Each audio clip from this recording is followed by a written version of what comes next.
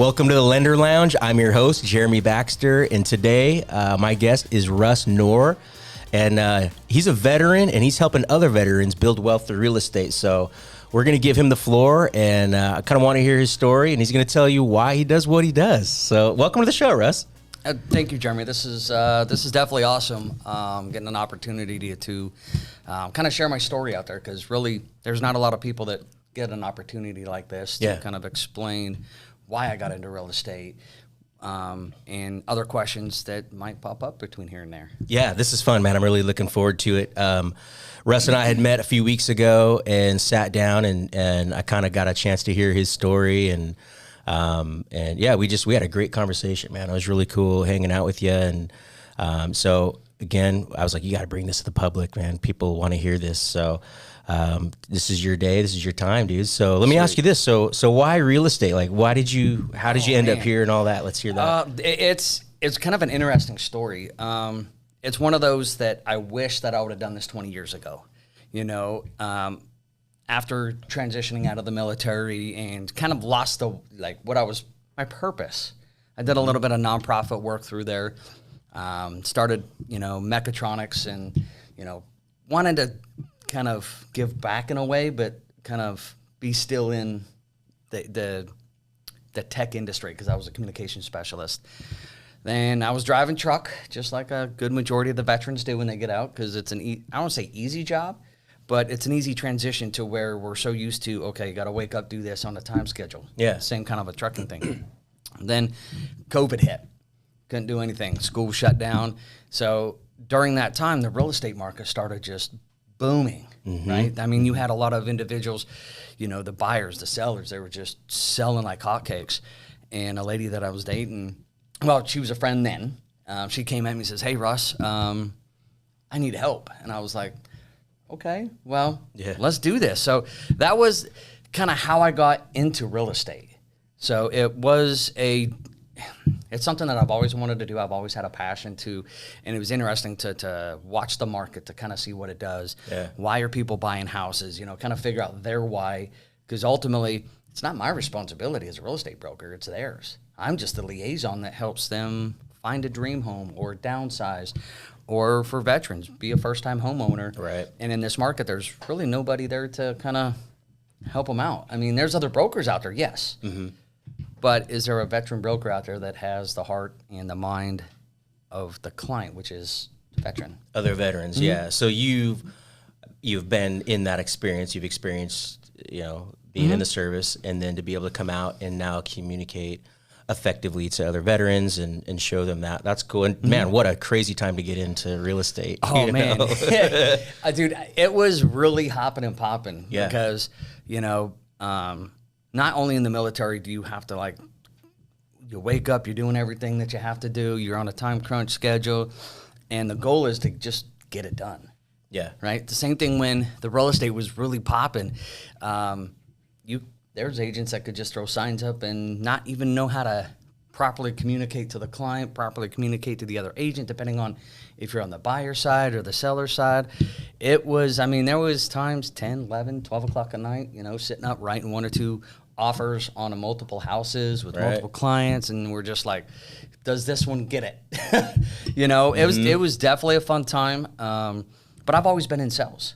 So transitioning from that to this really wasn't a big jump for me. Right. It was just, okay, now I got to learn the whys of why people want to do this. Right. So, and I figured it out, and it's been an easy transition for me to get from the civilian world to this world. Yeah. And I call it the real estate world, because it's a different beast. I loved it then, and I even love it a lot more than I did now than when I was in.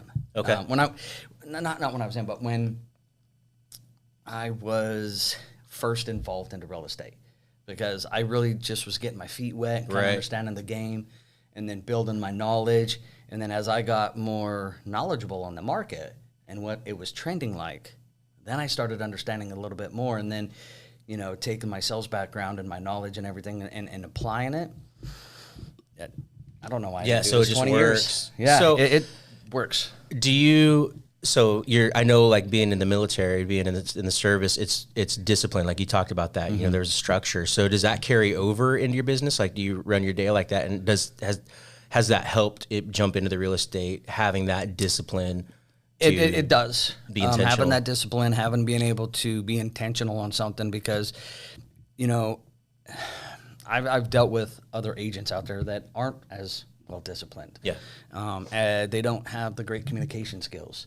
So having that definitely helps, and being able to have conversations, because as a private, being in the communication world, I had to talk to sergeant majors and generals, and that's kind of scary. You're like, oh man, this guy outranks me significantly. He's got like 30 years in the biz. And then you just had to put all that aside and learn how to communicate effectively, not to just them, but to their market. So my market was, when I was in the military, and I call it markets because I worked with a communication team, and we created networks for infantry guys, for generals and stuff. So I'll constantly have communication with them. If their system was down, I had to kind of explain why, and they're mad and upset, and I had to kind of take it, but yet dish it. But I couldn't tell somebody that outranked me. I couldn't give them the bird or give them the angry eyes and stuff. I just had to understand where they're coming from, and I take that mentality back into real estate, and it's significantly helped me a lot, because we all are the same, you know, unless you're superhuman and you can jump into your pants with 2 feet, you know.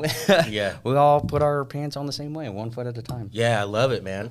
Tell us about your service history a little bit. Oh man, this is funny. Okay. So I joined the Army September 10th, 2001. Wow. Yes. Oh, okay. So that was the funny thing is, I was married then, and just like any young adult family just trying to get on their feet, we were living at my parents' house, and my dad was very, very adamant about me not joining. So I woke up, like I said, September 10th is when I joined the Army. September 11th, I woke up to catching the second plane hit the tower. Right. And then it wasn't funny. But now I look back, and even with my dad, it was hilarious, because he come banging on the door. He's like, OMG, you know, he's very upset, opens up the door, and he's like, Russ, I cannot believe what's going on. And I'm dead asleep. I mean, I was up at MEPS. You're there at 4 o'clock in the morning with your recruiter. He takes you into MEPS, Military Entry Processing Station, and you go through that process, and you get prodded, you get poked, you get 101 questions, and you get your job. And by the time you're done, you're tired. So waking up to that, that's kind of like the jump of it all. So, you know, he's coming in telling me, I'll give you my truck, I'll give you my company, I'll give you this, I'll give you the house. I was like, no, I got to go. Yeah. You know, I need that change. And I'm glad I really did, because from day one, going through basic training, I had to learn the Army game, you know, because being a civilian and making that transition into military life, that was difficult. But I loved it. It's kind of a love-hate relationship. There's moments in there that you don't, and there's moments that you love it. It was more of a love than a hate relationship. So from there, I went to basic training, Fort Jackson, South Carolina, got that, and then went to Fort Gordon, got my expertise knowledge, my training, communications, and so I was a short radio guy. Wow. You know, and it was awesome. Like radar from MASH? Not necessarily like Some that. of you might not know what that is. That was one of my MASH is a favorite little shows. old. We might have been It dating is, ourselves I if we know. watched that one. But so I dealt with like the networks itself. Okay. So the topography and everything, or the topology. So we created the networks. So if it was a cable dog, which ran the Cat 5 cable inside of a building or inside of a structure, that's what I didn't do that. I actually ran the signal portion of it. So whether it was communication, telephone, what video, it ran through my system, and then we dispersed it where it needed to go through, you know, our channels. But that was fun. I've been deployed 2 times to Iraq, and been to the hottest places in the world, and been to the coldest. The coldest place I've been is Fort Drum, New York. And let me tell you, they actually send the Canadian troops and other troops to us to train for cold weather. Really? Yes. Negative 68 below zero is the coldest I've ever been. Oh, wow. Man, I was sitting in a shelter, in one of our communication shelter, and I was so bored, I took a marker, and I was marking, watching the frost go around the shelter, because we were so cold we couldn't have heaters. Yeah. Because Well, I mean, we did, but if they had to have a shutoff on them, so if it tipped over, Right. for some reason, it wouldn't catch us on fire. But no, I had 3 heaters inside that thing, and we had 8 feet of snow outside. So you open up the Wow. shelter, and you're just like looking at snow. It was cold, and then, like I said, 2 tours to Iraq. And I was on a convoy team over there, communication specialist. I ran a signal section for BIOP, which is Baghdad International Airport. And it was awesome. And then I also cross-trained as a 31 Echo, which is a prison guard. Okay. So one of the coolest stories was I actually had my hands on Abu Ghrabi, or Abdu. I can't remember. Abdu, I can't pronounce his name. I forgot to pronounce his name. But he's right-hand man for Saddam Hussein. Okay. And one of our infantry units, Triple Deuce, brought him in. And we had no idea.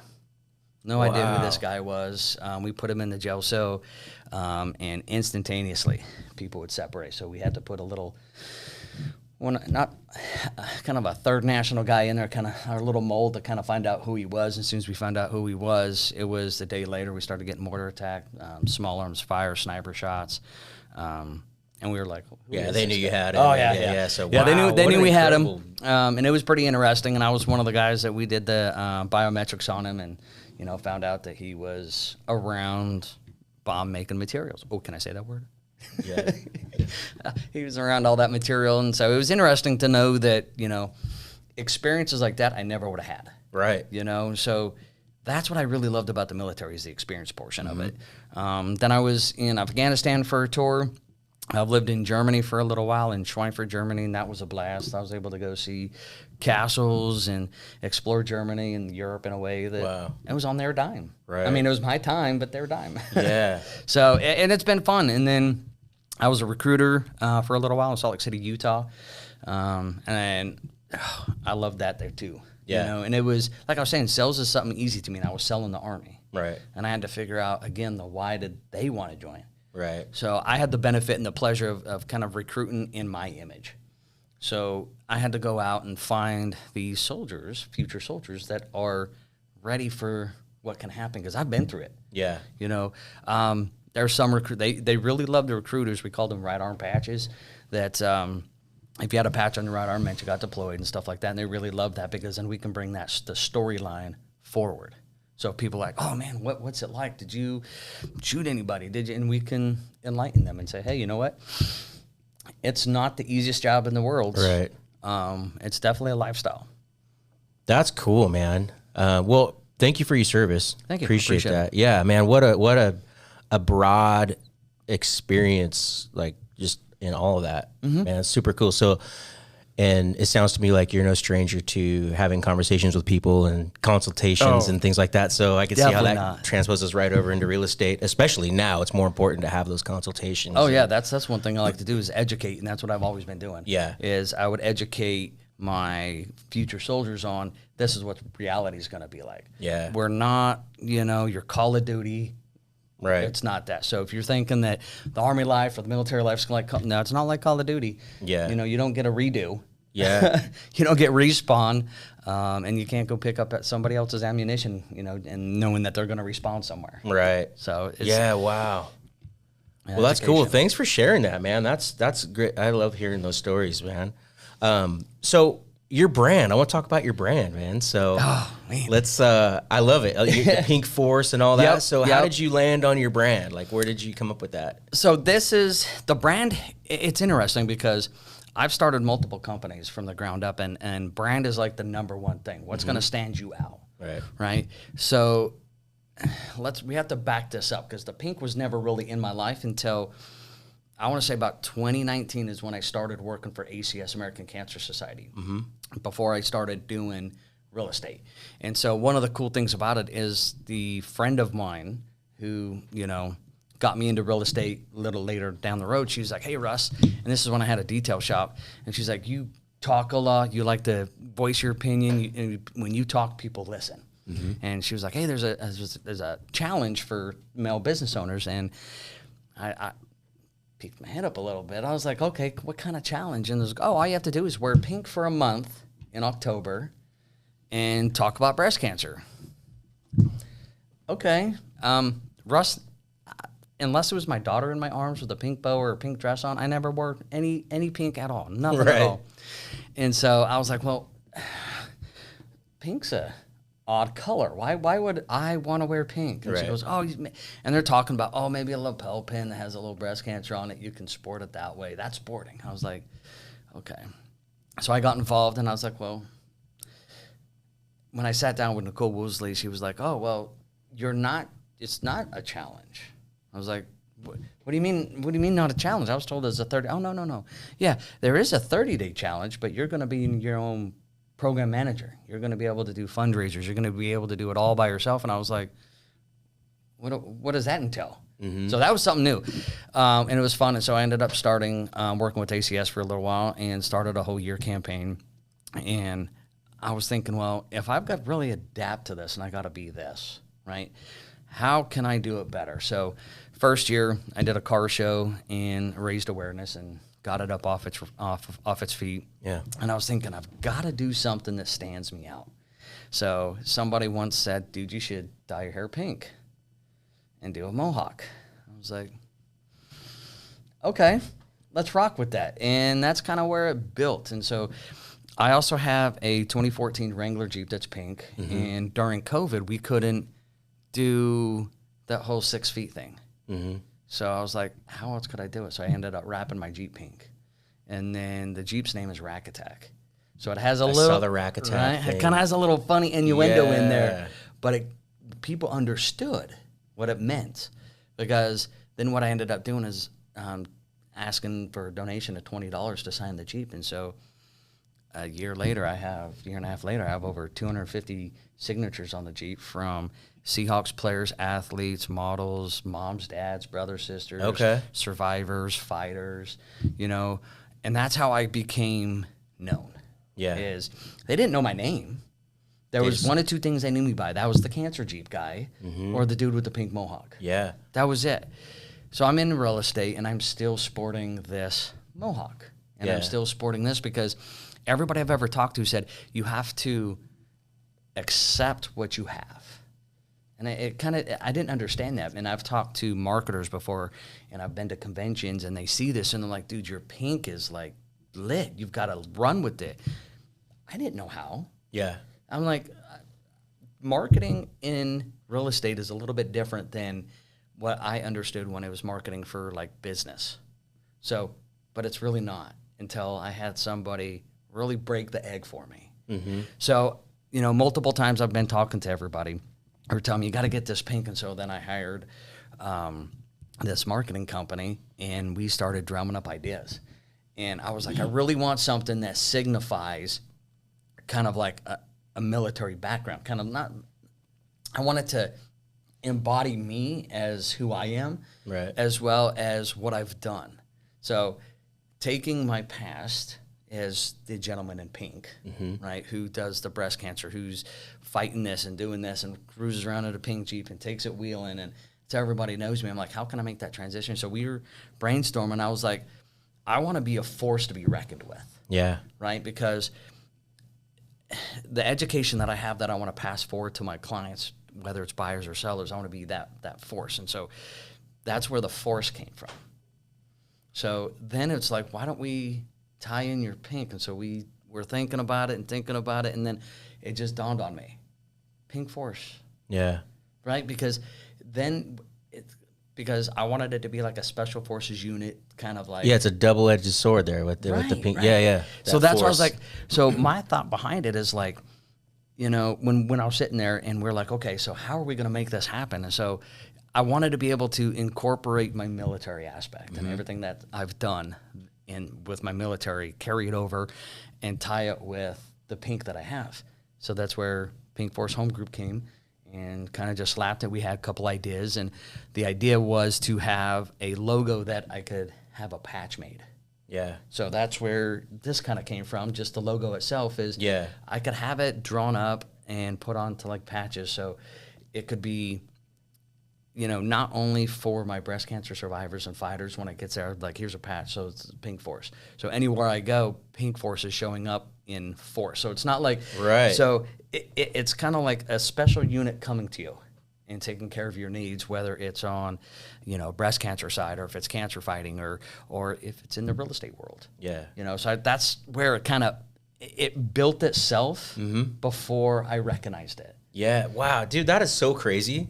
Yeah, I love the branded logos. Like I mean, they nailed it. They did. Yeah. And we oh man, I think we spent like 3 days, literally 3 days trying to find what design. And we were going all sorts of different ways. And with being in the Army, we have stripes. And so it's not the same direction, right? A lot of people will be like, oh, that's a different branch. But I didn't want to mimic a certain branch, because veterans isn't just the Army. It's all 5 branches. Right.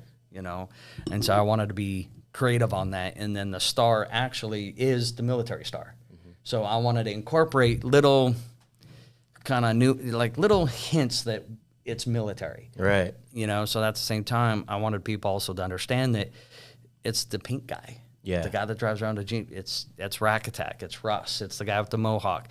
And I've been really shocked at the clients, because I talk to old guys and gals and, older generation clients and younger generation. And I'm shocked because you think that if I show up to a meeting, and here's this guy, he's all dressed out in pink, and he's got a pink mohawk, cruises in on a pink Jeep, it throws people off. I've actually won clients that way. They'll never forget it. Oh, yeah, definitely not. Definitely not. Because one of my most entertaining one is I came up to Bellevue once to have coffee with a client. And we've never met before. It's a consultation, so I can educate them. And as soon as I walked through the door, I knew who my clients were. But they just glued on me like, who is that guy that just walked? You're not in Seattle, dude. Seattle's across the bridge there. Right. You got to go across the water, not here. And I walk in and I sit down. I was like, hey, my name's Russ. And they're like, oh, my God, that's you. I'm like, yeah. And they're like, and their eyes opened up. And before I could even say any other words, they were like, we want to hire you. And I was like, you want to hire me just off of what? He's like, yes, because if you have the balls to show up in a pink suit with a pink mohawk and a pink Jeep, I think you can help us guide us through this, because you're not afraid of anything. Yeah, well, and help you fight for the next, the house and all that stuff. Yeah, and they'll never forget you. Yeah, so you brought up something earlier where you talked about branding corporately versus branding nowadays. And I find it, now that you are your brand, that's the thing now. And I see a lot of people, they do struggle with that.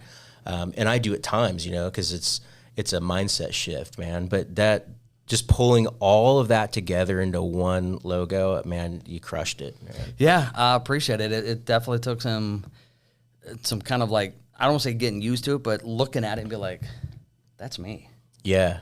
It's almost like when you get pinned your first responsibility position in the military, which is an E5, which is a sergeant, and then you get pinned that, you got responsibility. So when it made it there on paper, I was like, oh, that was pretty cool. But then the minute I put it on a logo, it's almost, I got that same feeling of like, that's me. Yeah. Now it's deployed. Yeah, now it's deployed. It's out there, and then people are now starting to see it, and they ask the question, like, what is that? And I tell them, and they're like, they sit back and they're like, wow, that's a pretty cool. I was like, yeah, because now in real estate, you have to brand yourself, not just the company, not just real estate. You have to brand yourself, because in real estate, what a lot of people may or may not understand is it's not a transactional business. It's relationship based. So right off the bat, if I can show them that, one, I'm not afraid of anything, right? It doesn't matter if knocking on doors or whatever it has to be, I'll get the job done. Right. But if I can come to you and I can show you my personality and I can get you to like me, love me, and trust me, we're going to do business. Yeah. And so I like to break the ice that way, and it's a heck of an icebreaker when somebody walks in and it's what's not to love about your story, like hearing that in its entirety, and more people are going to hear it from this too. So, I mean, you nailed it, and I think that's going to be. I'm excited to see your business grow and thank you, and see where it goes from there, because me too. I got some heavy hitting goals for myself, and I'm pretty excited. Yes. Let's talk about your future goals real quick, just a little bit, if you want to. Oh, yeah, let's do it. Yeah. So my future goals is, one of the big ones I want to do is I want to educate military. So I want to educate them because it wasn't given an opportunity when I was in. They just say, hey, here's your paycheck. There you go. Have a nice day. Clap your hands. You're good. And then what do? We go buy the sports car because Maverick says that we have to ride a motorcycle at top speed so we can get the girls. That's what they do. They go out and buy these massive, expensive Corvettes and Camaros and Mustangs, and they think that, oh, now I'm a baller. No, you're really not. You have a depreciating asset now, and you're not really thinking. So my goal is, what I'd like to do is teach them how to become generational wealthy. Yes. And real estate is definitely a market that you can do it in because this is one thing that I kind of stubbed my toe on. When I was first in up in Fort Drum, a platoon sergeant of mine, he offered me an opportunity to get into real estate with him. Should have taken it. I should have jumped on. I didn't think that I could do the Army and this at part-time, but now he's got 50 units up in Fort Drum, New York area that pretty much he rents out to military personnel. Okay. And I was like, wow, that's amazing. Missed that boat. But yeah, so like I said, I want to educate them and teach them how to use through real estate, how we can become generational wealth or use it to benefit you because we know that, in the military, you're going to move from different location to location. Right. So if you move to one and you can afford the opportunity to purchase a house, get it. Get it. Because let's say that you PCS, which is a permanent change of station. You go somewhere else. And you have this house, we'll say you're here in JBLM area. So you have your first house.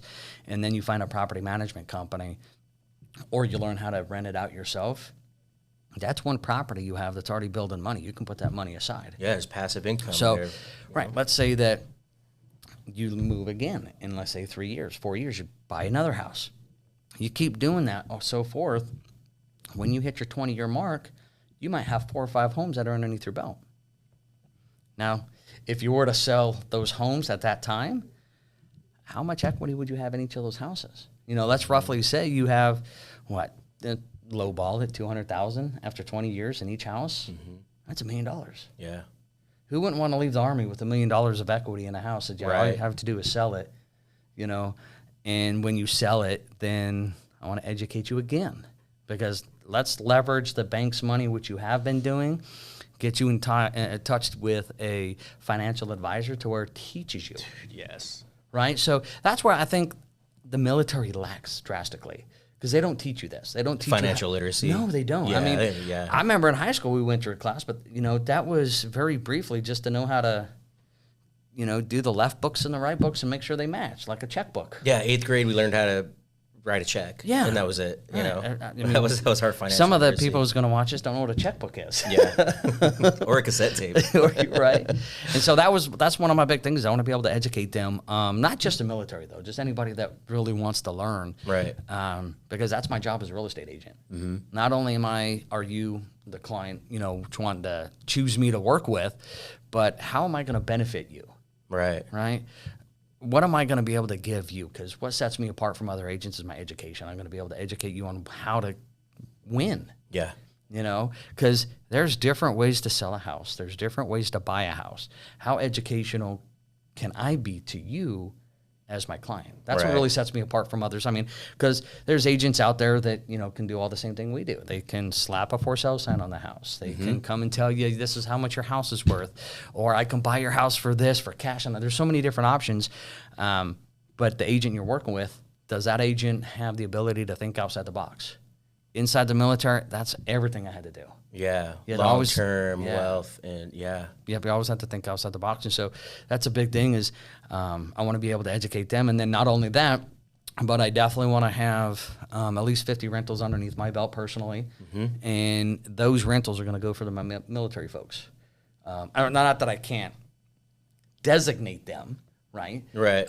But it's going to be open, but that's my goal is I'd love to have 50 that are underneath my belt. So then because one of the problems I found is when families PCS here and they make a move to local, the rental market is such a hectic place. And it was nuts because if it's your first duty station, you don't know what to do, how to go. So my goal is to, if you can't buy a house, I got a rental for you. Let's get you into the rental.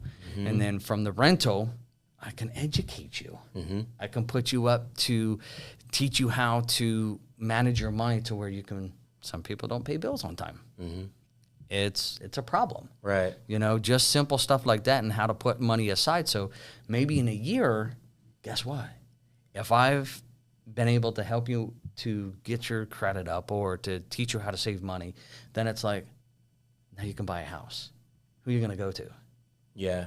Right. It's kind of like I scratch their back, they scratch mine. Right. And then I put them in, I'm able to help them and put them into a house. From there, they got to sell in 2-3 years.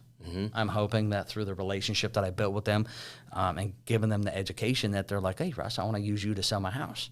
Now, what if they don't want to sell their house?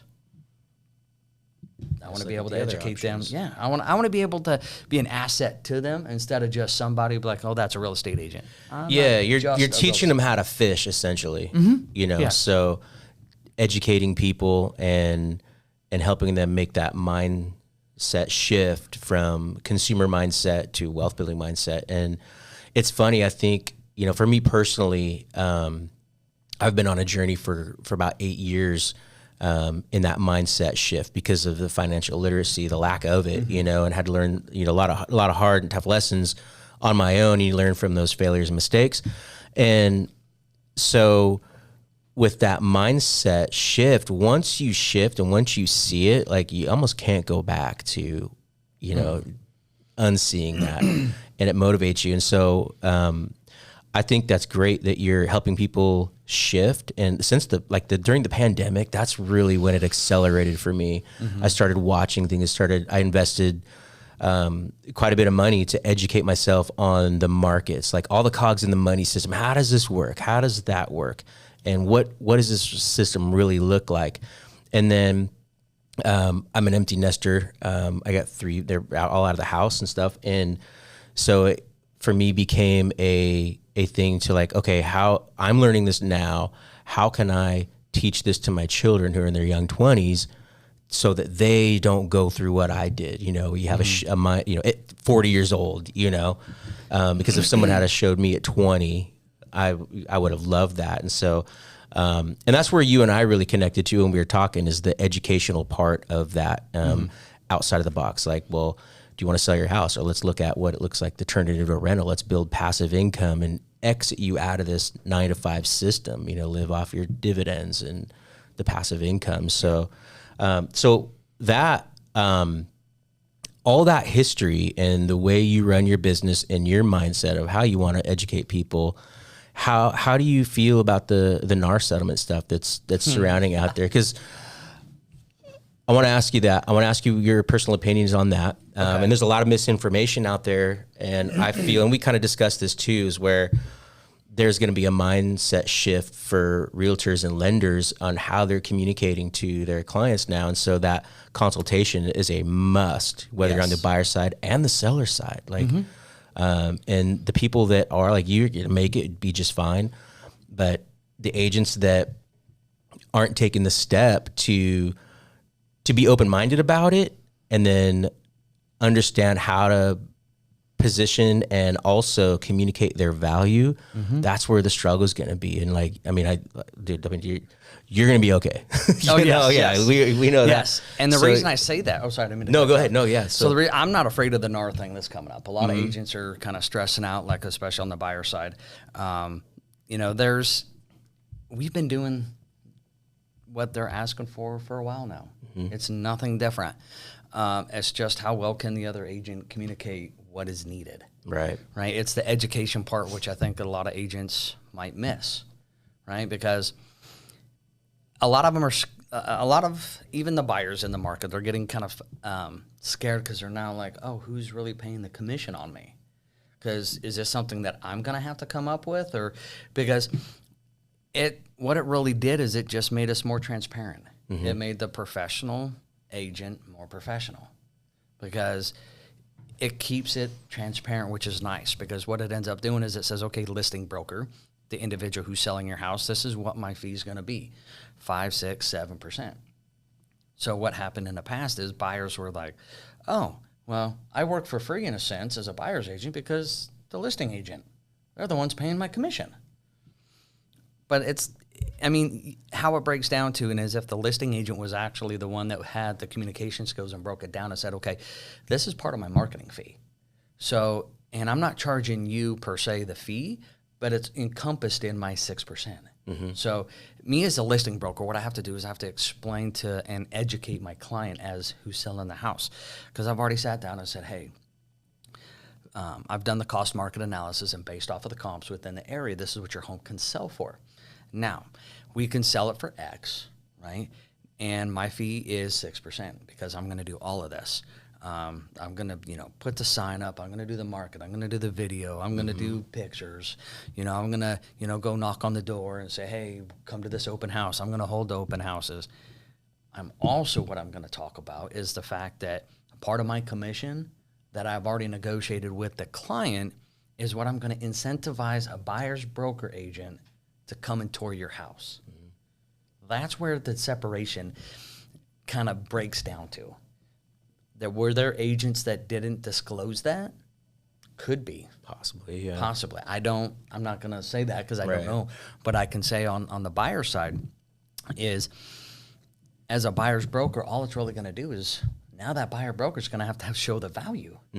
How are you going to be able to educate your client, your buyer client, to be like, this is why you need to select me, because we are going to go tour homes. We are going to go and do this house. I need to get paid. So now there's a buyer's agency broker's agreement out there that just says, hey, buyer, this is my fee, 3%, 2.5%, whatever. Because this is the other thing is, clients didn't know that commission was negotiable because agents didn't communicate it. They didn't educate the buyer and the seller saying this is what it is. And that's the narrative. So also there's the narrative in the news cycles right now that that says different, because it's always been negotiable. Sellers have always had the option to pay 6%, 5%, or go to a 1%, or sell the house themselves. So that's always been on the table. Yes. So the news narrative, and it's causing more confusion for both sellers and buyers. And, it is. It definitely is. And I think this is going to force us as lenders and realtors to have better conversations and stronger conversations with the sellers and the buyers to get through this. And I think, as realtors fall off, we're seeing a lot of people exit the market on the lending side and the real estate side, but it's gonna reduce the pool to people that are like-minded. And you and I were talking about this too. It's the first time also like that so many people have banded together in favor for the buyer right now. We haven't seen that. I mean, other than the late 90s when the buyer agency came into play.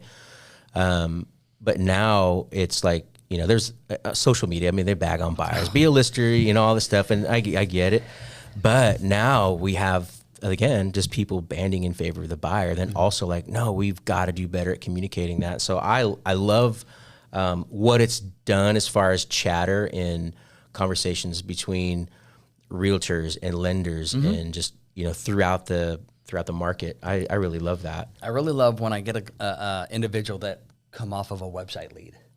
And that's the first question they ask me. They're like, what's your take on this, Knorr? And I start laughing. And it sets him back for a minute. I was like, I'm not worried about it. Yeah. Because I know that I'm educating my buyers and sellers on what the standard is.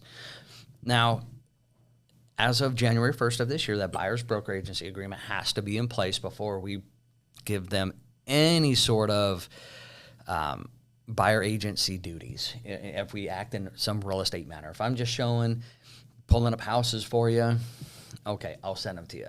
But the minute that you say, Russ, I want to go see this house, I'm sending you the buyer's agency agreement because I want you to know right off the bat, I'm not free. Yeah. Right? This is what my price is. Just so they're aware of it. And we've talked about this. And so that's why I like to have my presentations and I go to the client. Are we meeting at a coffee house? Are we meeting at your house? Where do we want to meet? We don't necessarily have to, or we can do it over Zoom. But I have that conversation with them. And it eases their mind drastically because I also walk them through the whole process from on the buyer side, from what's it entail, from, the whole process. Yeah, we're looking at homes and then now we get to talk about offers. And I break down the offer like, how do I put in a winning offer? Yeah, what's the purchase strategy look like? Yeah. And so one thing that I've done is I'll actually contact the agent before I even walk into the house, knowing where the financial capabilities are of my client. I'm not going to make them house poor. Right. That's not my goal. If they can qualify for 600 and they want to shoot around the 5, perfect, let's do it. I'm not going to be like, let's go to 625, let's go to 650. Oh, yeah, tap them. Yeah, we always talk about leaving that buffer. Yeah, with others. And I'll do it. They're like, well, and I also call the lender specifically and say, hey, where do they sit? I know the lender he doesn't give me all of it. He just gives me certain parameters at which I can follow. And then I'm talking to the client, and then the client says, this is where I want to be. And I'm like, okay, well, let's go look at homes that fit your budget right now that you want. And what I've noticed is there's a lot of them that want the more expensive house but don't like the payment, and so we got to get creative on that. So I kind of look for houses that's been sitting on the market for a little while, and then I'll call the agent. I'm like, hey, Agent Johnny, I've got a client, and I kind of just give them a little bit of nugget here and see how they would entertain a offer as such even before I walk into the house. So then if my clients are walking into the house, well, then I'll tell you, dude, it's the coolest feeling in the world when we're going from house to house to house, and they're picking out what they love, what they don't like, but then they go to that house and both of their eyes light up and they walk in. I'm done.